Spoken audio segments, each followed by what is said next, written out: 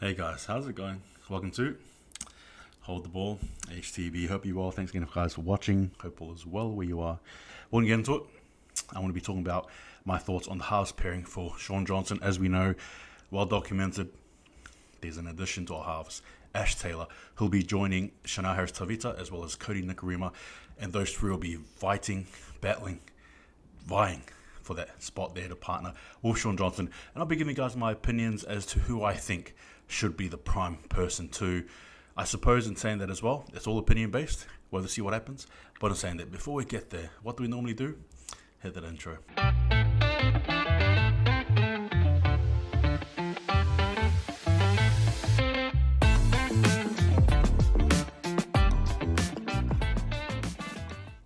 Alright guys, so here we are, back again, talking all things Warriors, Rugby League. So as we know, Shaun Johnson, the marquee sign for the Warriors heading into 2022. We have in addition, Ash Taylor, as we all know. If you guys haven't done so, please go and check out my prior video on my thoughts on Ash Taylor. I give you guys my honest opinion and perspective on my thoughts about him and how he had to basically push through the mud, so to speak, to actually get to the position where he is now, of getting himself a full-time contract for the Warriors in 2022. All right, so as it stands, obviously us fans, we know Shana Harris-Tavita, Cody Nikorima, both those players have played, I guess to some extent, a key role in the Warriors for 2021. More so, Cody changed positions between half as well as hooker. So again, he's versatile as well as playing off the bench, where Shana Harris-Tavita has only had a go at the halves. And I might even throw this one to you guys as well. Shana Harris-Tavita at lock or hooker.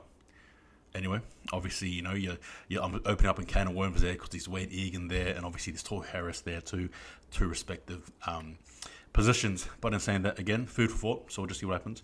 What I'm going to be doing is running through the stats between Shana Harris-Tavita, Cody Nikorima, and then giving you guys my thoughts on them, and then throwing in Ash Taylor into the mix. So let's do it. So as it stands, Shana Harris-Tavita in 2021 played 11 games for the Warriors, and he scored 2 tries. Forced dropouts was 5. Average kicking meters were 193.7 meters, and his try assists were 2. Tackles made was 206 tackles, which is quite decent for 11 games played, at a tackle efficiency of 89.6. Again, for a half, those are good odds. Average running meters was 66, and his total running meters altogether was 728. Bearing in mind, Shana Harris-Tavita only played 11 games, and again, part of those games too were games where he didn't finish, playing out the duration of the game. We go into Cody Nikolima now, who played 21 games for the Warriors, scored 4 tries, 8 forced dropouts, 145.9 average kick meters. He had 11 try assists. He made 409 tackles and a tackle efficiency of 88, which surprised me. Average running meters was 61 with a total running meter of 1,291. So you can see all these players here. They're almost similar in some way. There's a bit of a difference there between Nikorima and Shana Harris-Tavita regarding the try assists. Obviously, Cody Nikorima with 11, Shana Harris-Tavita with 2. Does that sort of speak volumes in regards to the attacking sort of player they are? Possibly. Does it talk about opportunities lacked? Opportunities created? Unsure, but those are the stats right there. Obviously, we look into the forced dropouts, and primarily I think it's poor regardless of how you look at it. 5, in 11 games for Shana Harris-Tavita, and 8 in 21 games for Cody Nikolima, who has played a lot of his games last year, at the 5'8" position. And so when you sort of look at that, again, do you want more from your halves? Yes, you do. All right, primarily you do. That's the reality. So again, looking at this as well, if I was to sort of draw a conclusion onto both their stats, sort of mix them up a bit, you can argue and say that Shana Harris-Tavita is the better player.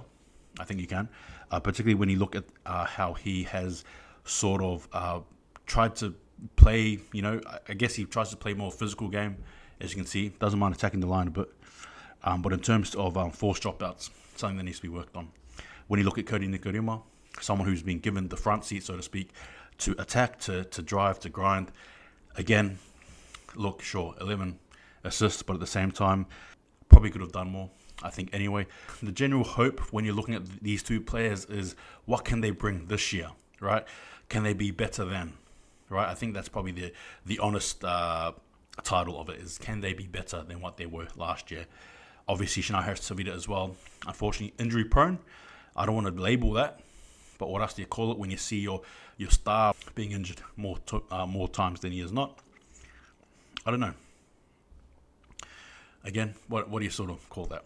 So now we draw on to Ash Taylor, and unfortunately, I don't have the stats for him per se, but he did have 16 games. Obviously, did help the Titans go into the top 8 there. Was dropped off though in the latter part of the season, and I suppose that's where he ended up.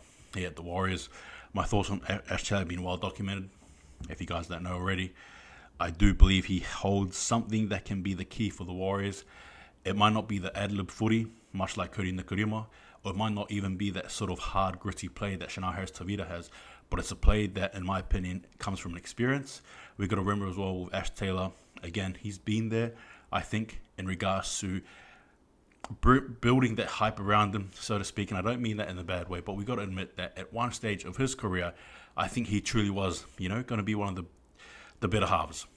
Now, whether that turns out to be the case or not, it's really unsure, but we can all sort of see and agree that potentially he could be the one in the making. All three of these players, I think, do have something special that they all bring to the table. It's not like one lacks more than the other or whatever. I just think all three players are different. How will they gel with Shaun Johnson, the marquee signing?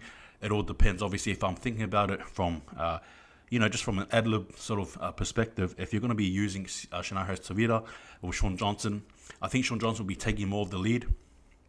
Harris-Tavita, I think, would be playing more of the structured sort of footy around Shaun Johnson. Shaun Johnson, again, has a more mature gameplay as he did, 5, 6, 7 years ago playing for the Warriors. So he's got that more mature sort of mindset, less about the flair and more about the precision and kicking. And again, a lot of forced goal dropouts, which we do need, obviously. But if I'm looking at Nikorima and Shaun Johnson could potentially mix in one sense, but again, if we were talking about Shaun Johnson 7 years ago, potentially that would be probably been the better pairing. But we're talking about a player now who, as you know, he's a different player. So Cody Nikorima, again, brings the ad-lib footy, can be very passive though at times. Again, with Harris-Tavita, he can be very aggressive. You're primarily looking at Ash Taylor as well. When you're pairing him with Shaun Johnson, one of the key things to look out for is the kicking play. I think overall, Ash Taylor has a decent kicking play that could probably work hand in hand with Shaun Johnson. And if you sort of just bring those two together, I think it could work. I think. Obviously, these that side of mystery because you haven't seen Ash Taylor or Shaun Johnson play, right?